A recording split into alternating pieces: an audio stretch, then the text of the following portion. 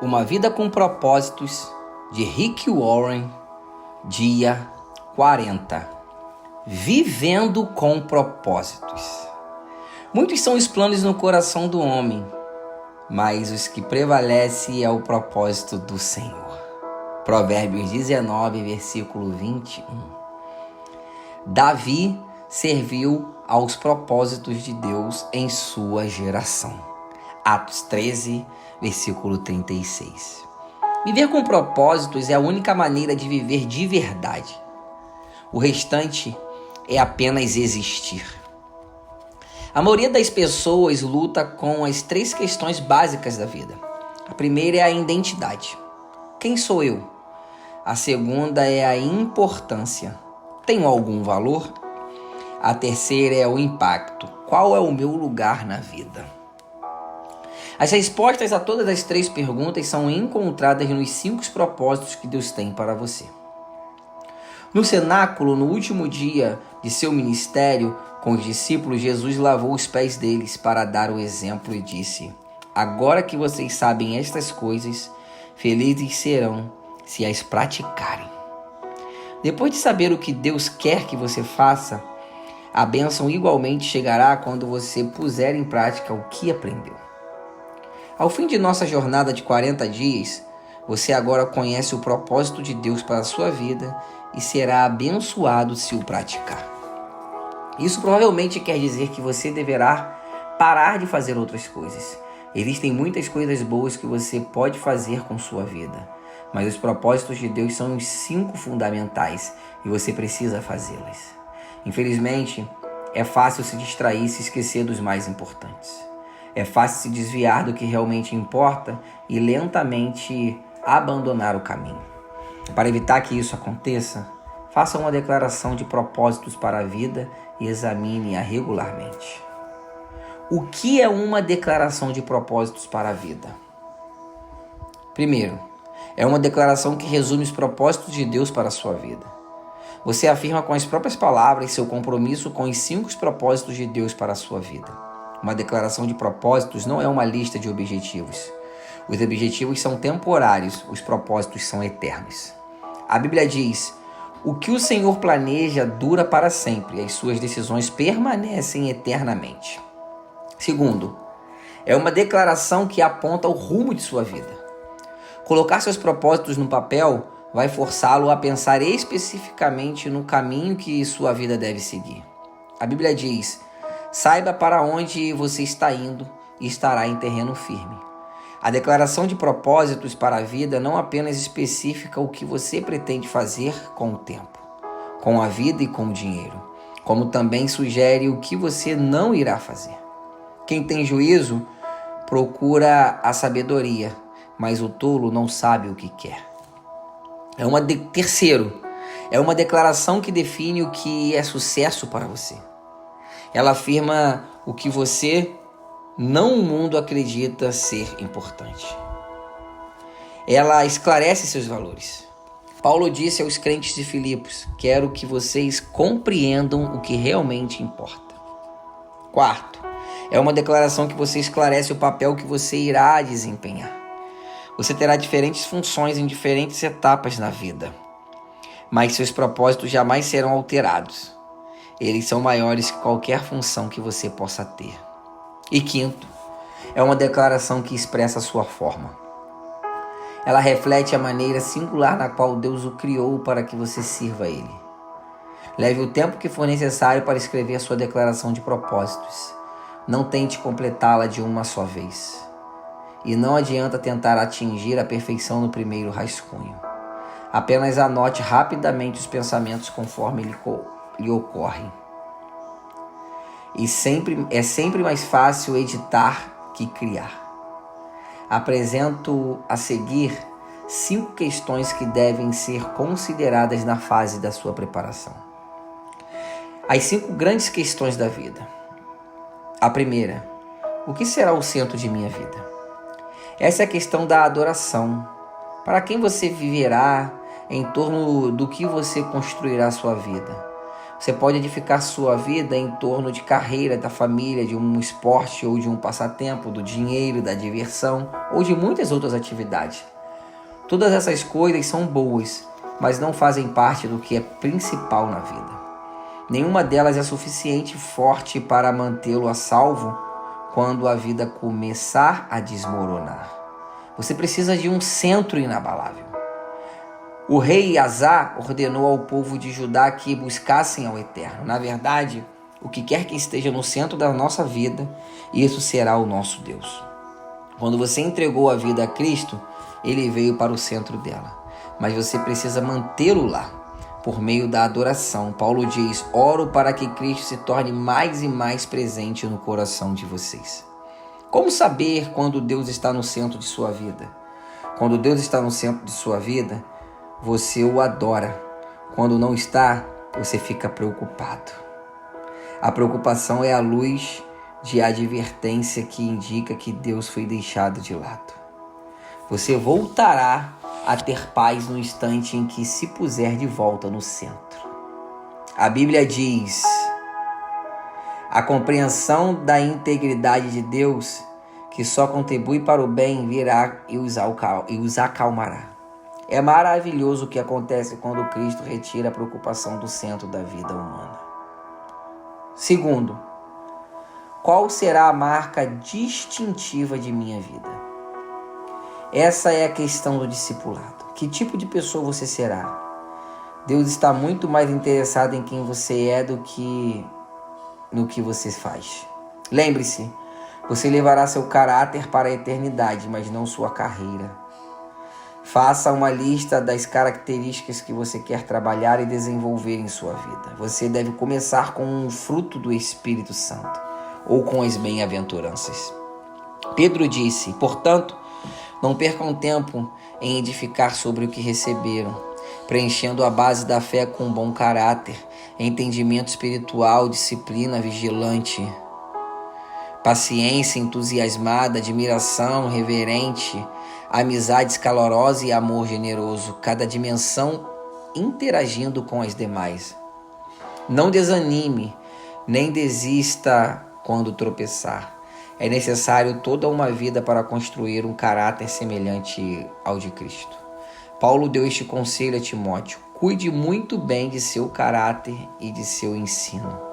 Não se deixe distrair, simplesmente persista. Terceiro, qual será a contribuição de minha vida? Essa é a questão do serviço. Qual será seu ministério no corpo de Cristo? Conhecendo sua combinação, formação espiritual, opções do coração, recursos pessoais, modo de ser e áreas de experiência, forma. Que papel lhe seria mais adequado na família de Deus?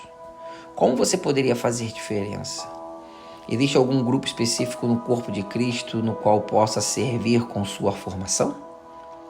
Paulo destaca 2 benefícios maravilhosos no cumprimento do ministério.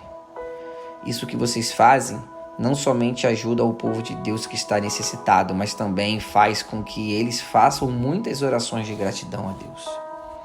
Embora você tenha sido formado para servir as outras pessoas, nem mesmo Jesus satisfez as necessidades de todos enquanto esteve entre os homens. Você deve escolher a quem possa ajudar melhor com base em sua vocação.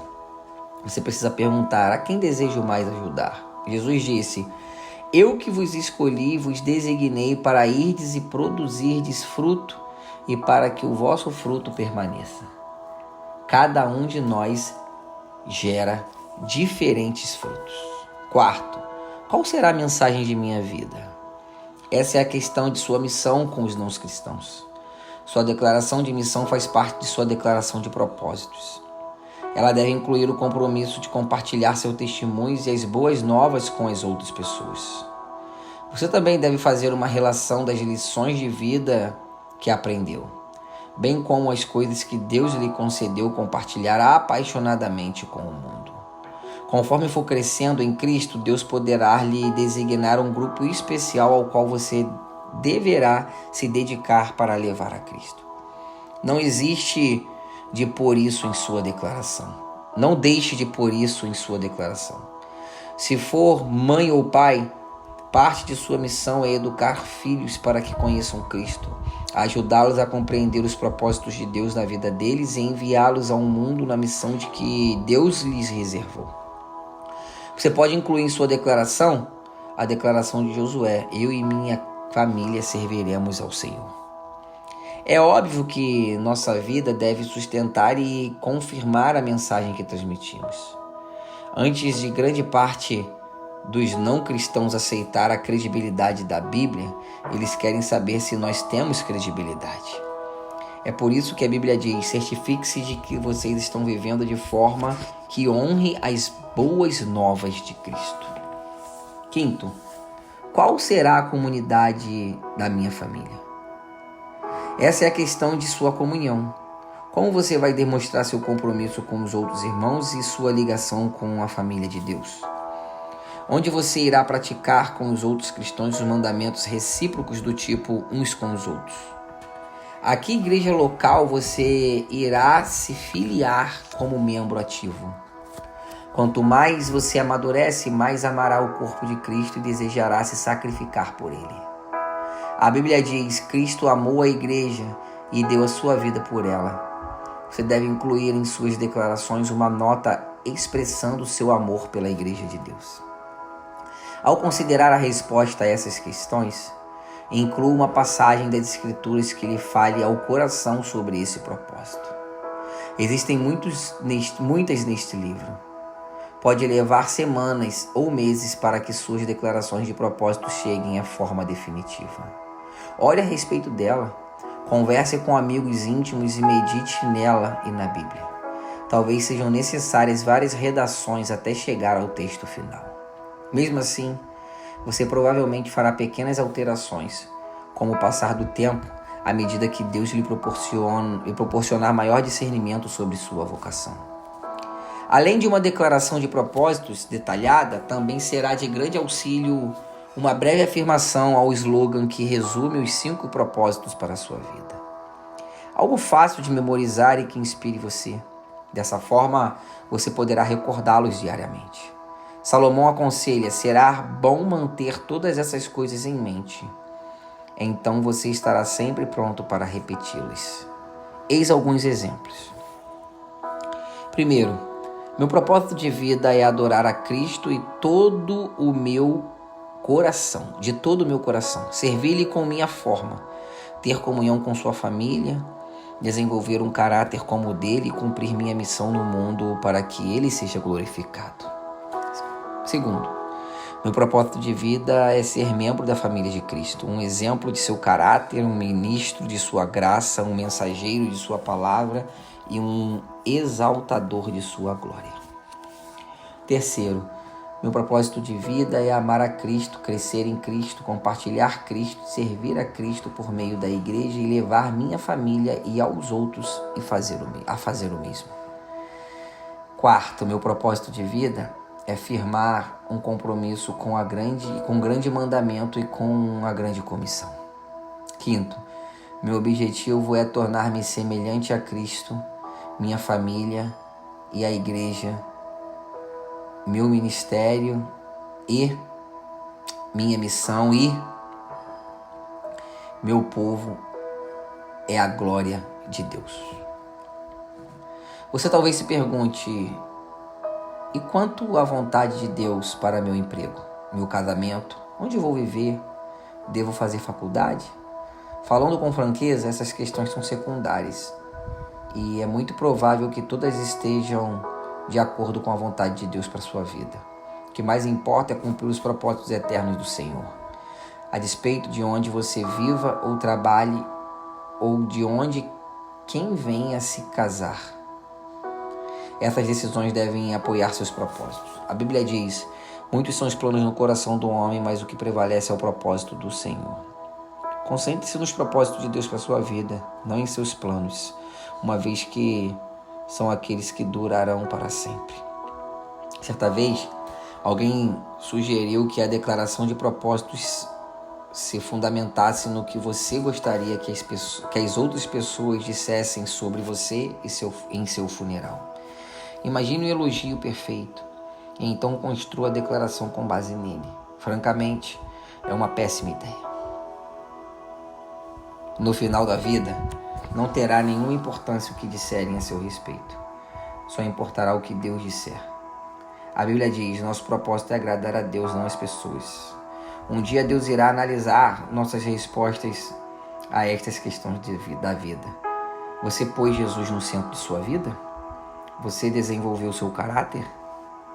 Você dedicou sua vida a servir os outros? Você comunicou a mensagem do Senhor e cumpriu a missão que Ele lhe deu? Você amou e fez parte da família de Deus? Essas serão as únicas questões relevantes. Como disse Paulo, nosso objetivo é estar à altura do plano de Deus para nós. Deus quer usar você. Há cerca de 30 anos, uma pequena frase em Atos 13:36 alterou para sempre o rumo da minha vida. Eram poucas palavras, mas pareciam marcadas como um ferro em brasa, palavras que deixaram uma impressão indelével em minha vida. Davi serviu aos propósitos de Deus em sua geração. Só então compreendi por que Deus chamou Davi, homem segundo o meu coração. Davi dedicou a vida a cumprir os propósitos de Deus na terra. Não existe maior epitáfio que essa declaração. Imagine isso esculpido em sua lápide, que você serviu os propósitos de Deus em sua geração. Oro para que as pessoas possam dizer isso sobre mim quando eu morrer. Também oro para que possam dizer o mesmo de você. Por isso escrevi esse livro para você. Essa frase é a descrição definitiva de uma vida bem vivida. Você faz o que é eterno e atemporal ao propósito de Deus. A maneira contemporânea e atual em sua geração. Uma vida com propósito trata exatamente disso. Nem as gerações passadas nem as futuras poderão servir ao Senhor nesta geração. Somente nós podemos. Assim como Esther, Deus criou você para um momento como este. O Pai ainda procura pessoas que possam ser usadas. A Bíblia diz: os olhos do Senhor percorrem toda a terra, a fim de fortalecer aqueles cujo coração esteja completamente comprometido com Ele.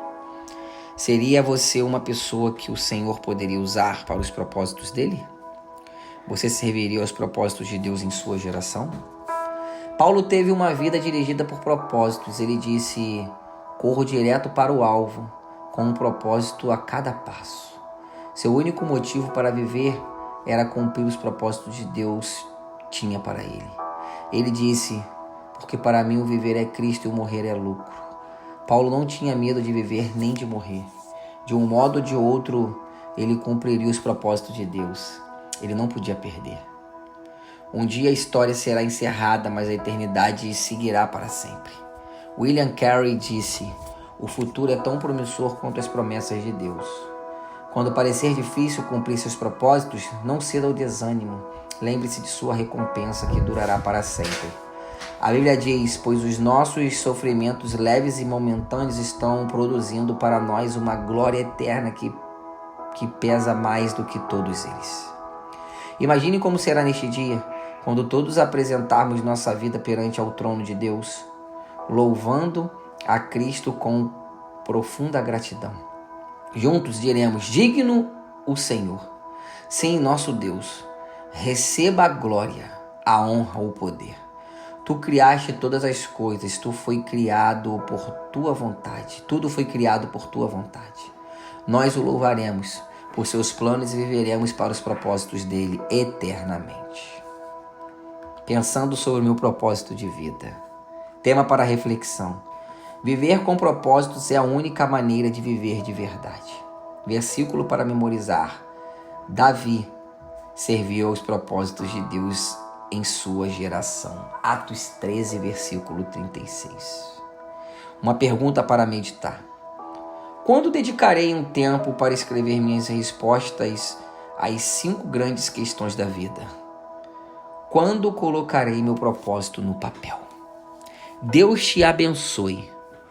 Te aguardo amanhã no dia 41.